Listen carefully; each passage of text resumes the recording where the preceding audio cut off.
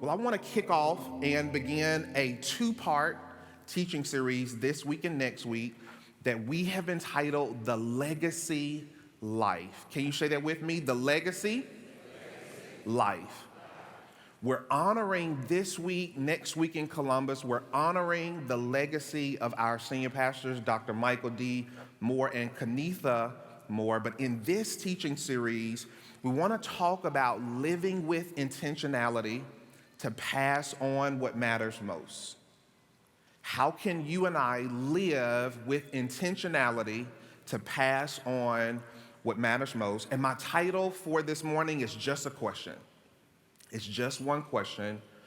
What are you passing on? What are you passing on? I want to begin by letting everyone under the sound of my voice know that whether you know it or not, whether you want to or not, you are building a legacy. The question is not, are you going to have one? All of us will. The million-dollar question is, what will your legacy be? I also want to begin by letting us know that all of our life's choices, the choices that you and I make every single day that we wake up, some big, some small, they not only impact our lives, they impact the lives of others. Your life was impacted by the choices that other people made. It could have been your family, it could have been a teacher, it may have been a coach.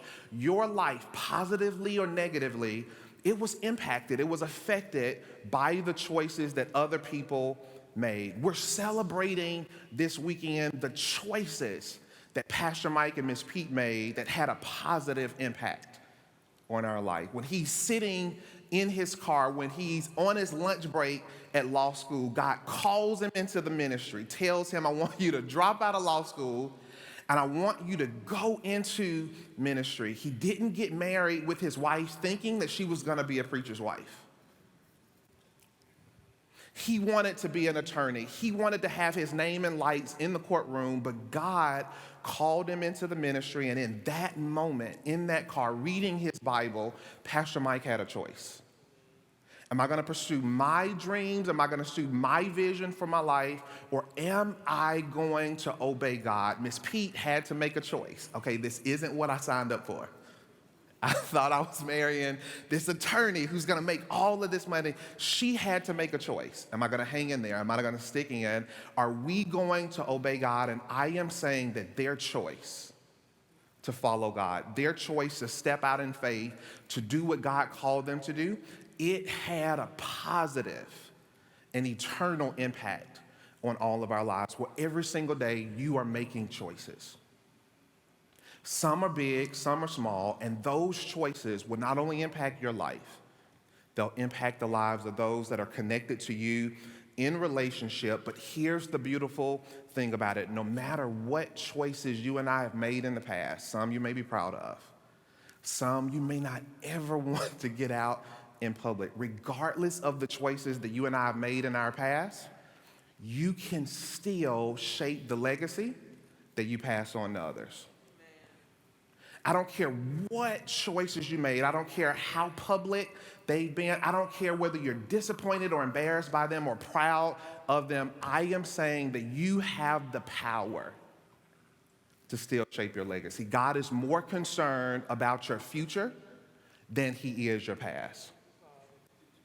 But if all of us will leave a legacy, if a legacy is something that we're going to leave for others, it's important that we know what it is. I want to give you just two quick definitions of a legacy. What is a legacy? It's giving to others what you have learned, what you have accumulated, and what you have achieved. What is a legacy?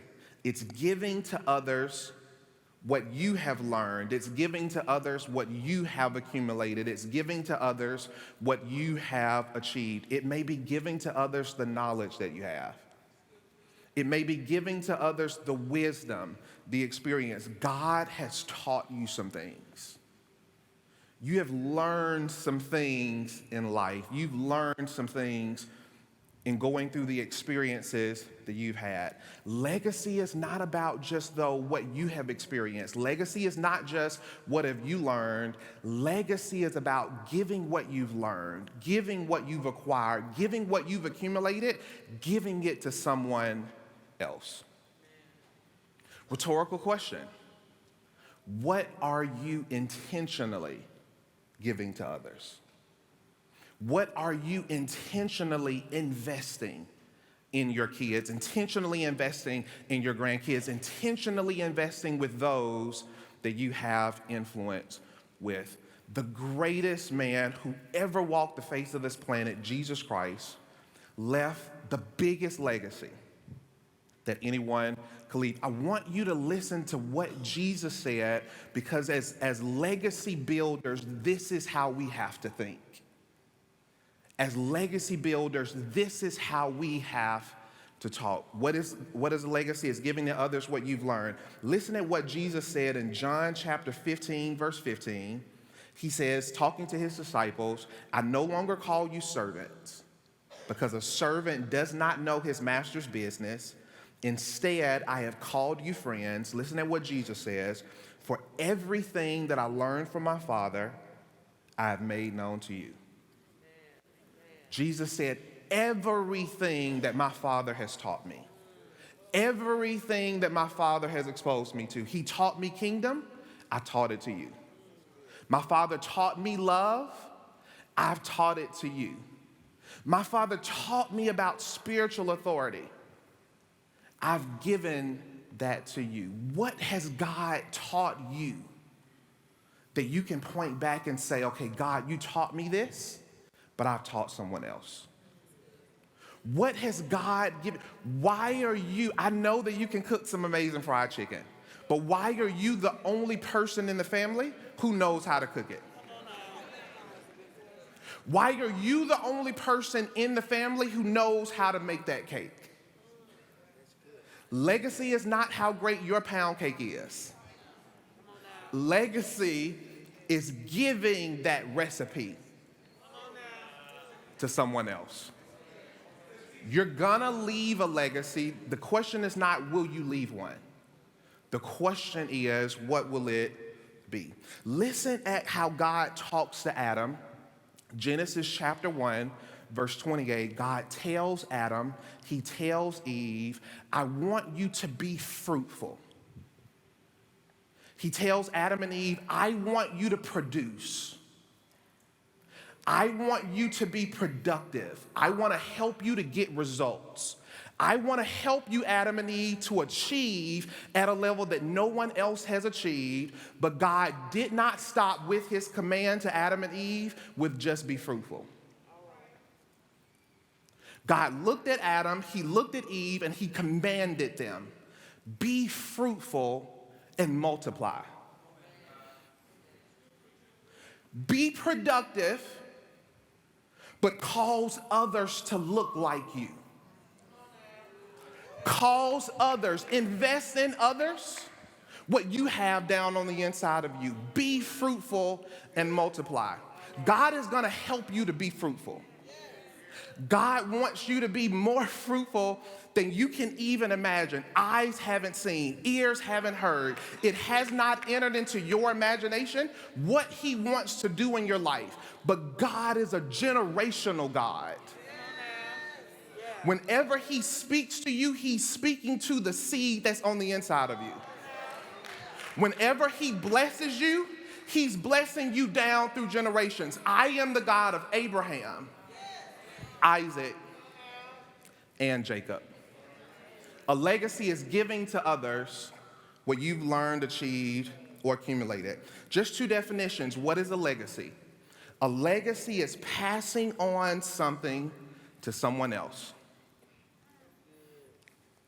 A legacy is not keeping it for yourself. A legacy is passing it on to someone else. Again, Jesus, who left the greatest legacy, says in Matthew chapter 10, verse 1, the Amplified Version, listen at how Jesus thinks. He is our example. He is our model. He is who we are patterning our lives after. It says, Jesus summoned his 12 disciples And listen at this, Jesus gave them authority. He gave them power over unclean spirits to cast them out and to heal every kind of disease and every kind of sickness. We know that Jesus was a healer. There wasn't a single disease that could stand up to his power. We know that Jesus was a deliverer. There was no demon in hell that could stand up to the power that he had, the name that he had. But Jesus was a legacy builder. Jesus understood it's not enough for me to have power. It's not enough for me to have authority. One day I am going to leave. One day I am not going to be in the role that I'm in. One day I am going to go back to heaven, and Jesus understood that the true measure of his success was not just what he was achieving during his tenure. He understood that true success was the mission going forward even in his absence. What made him so powerful of a leader is that he left. He passed on authority, he passed on power, and the mission grew in his absence. It's been over 2,000 plus years, and people are still being served. People are still getting saved. His mission is still expanding. Jesus understood that this spiritual baton that God has given me, it's for me, but it's also for those that I'm supposed to pass it on to. Oftentimes, we say that life is a marathon, and it is in its longevity. Life is a marathon in its endurance, but life is more like a relay race. You see, a marathon, you only have one winner. A marathon, I got to cross the finish line first, bump your race. As long as I cross it, I win. In a relay race, a relay runner understands that I have to successfully pass on this baton to someone else, and I got to cheer them on, I got to root them on, because my success is tied to the leg of the race that they run. Jesus understood that his success, his legacy, was not just the demons that he cast out. He understood that his legacy was the demons that the disciples cast out. Jesus understood that his legacy was not just the people that he raised from the dead. Come on, Peter. I need you to come into this room. I'm going to kick everybody out of the room, but come here, disciples, because I have to model for you what it looks like to raise people from the dead.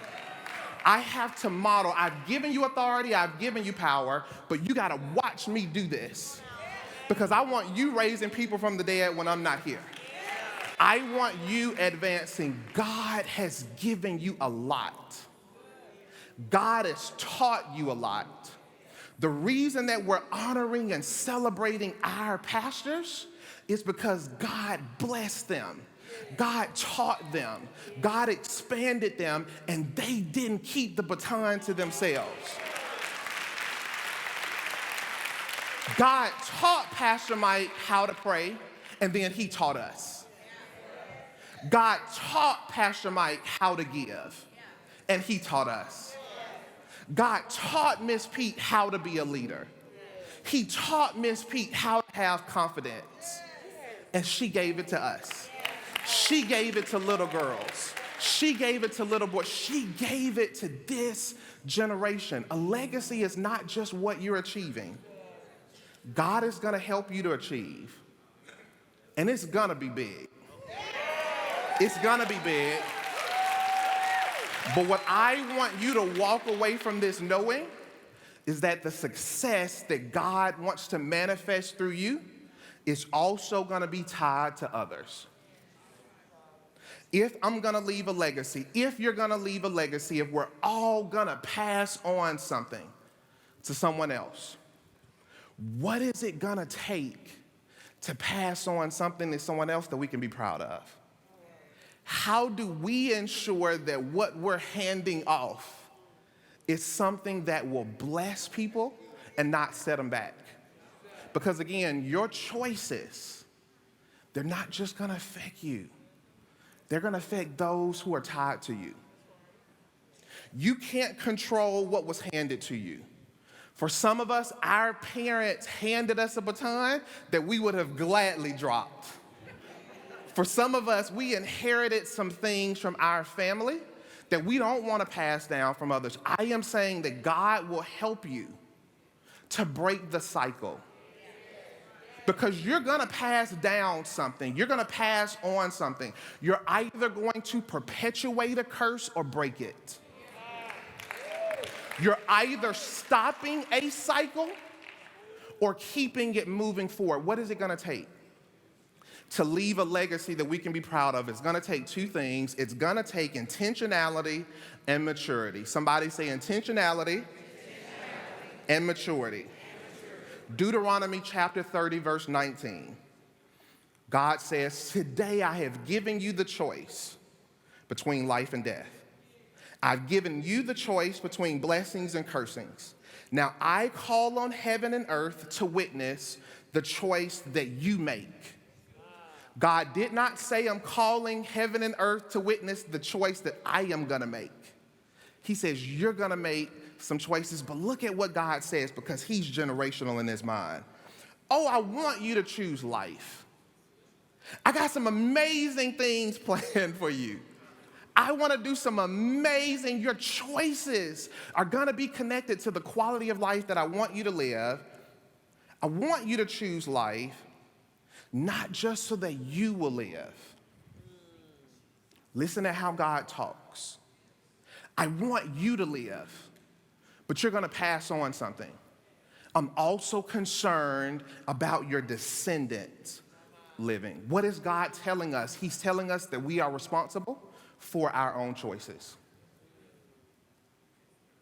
You couldn't have controlled what your parents did. You can control your choices now. You could not control the environment that you were raised in. You are not responsible for your past. You are not responsible for all of the impact that others did. I am saying that you are responsible for your choices moving forward. That no matter what you've done, you can still be intentional. Your choices today will affect your outcomes tomorrow. And if our choices today have future consequences, if the decisions that you and I are going to make today will echo into our tomorrow, will echo into our kids' lives, will echo into those that we have influence with, it is vitally important that we be intentional about those choices. You say, well, Pastor MK, I hear what you're saying, and man of God, I want to make some better choices moving forward, but you just don't know what I've done in my past. You just, okay, I blew it. I messed up. I made some choices that I'm not proud of. I am saying, God is saying, that even if you have made choices that you're not proud of in your past, you can still shape your future legacy. Peter speaks to us from the gospel. If Peter were here on stage, he would testify, guys, I blew it. Girls, I blew it. Jesus entrusted me in his inner circle. He entrusted me with responsibility, and I got in a moment of pressure, and I denied him. I got in a moment where it was difficult, and I turned my back on him. But Peter would also testify, God didn't give up on me. Even though I blew it, God didn't throw me away. Other people may have let me go. Other people may have counseled me, but God did not counsel me. And Peter, because he did not quit, God was able to use him not just to serve in the church. God used Peter to build the first church.